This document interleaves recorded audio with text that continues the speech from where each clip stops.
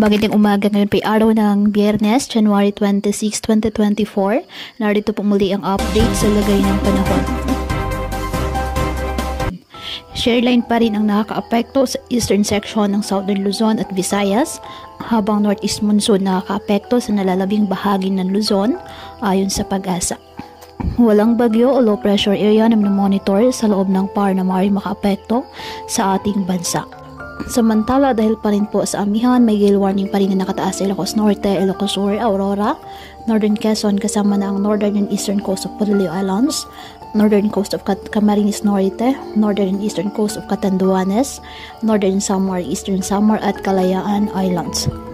Ngayong araw, dahil po sa shareline, asahan na maulap na kalangitan na may kalat-kalat na mga pag-ulan at thunderstorms sa Bicol Region, Southern Quezon, Oriental Mindoro, Romblon, Marinduque, Aklan, Capiz at Eastern Visayas.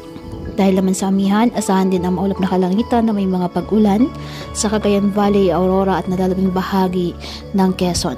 Apat na naman po ng amihan ang Cordillera Administrative Region. Ang Metro Manila at nalalabing bahagi ng Luzon, apektado po ng amihan. Apektado naman ng mga localized thunderstorms ang nalalabing bahagi ng ating bansa. Kaya patuloy pa rin po natin na pinag-iingat ang ating mga kababayan sa banta pa rin ng mga pagbaha o pagguho ng lupa at ugaliin na magdala palagi ng payong o kahit anumang panangga sa ulan sa tuwing lalabas ng ating mga tahanan. At yan po muna ang update sa lagay ng panahon ngayong araw. Muli patuloy po tayo na mag-ingat at palaging tandaan, God loves you. Stay safe and God bless.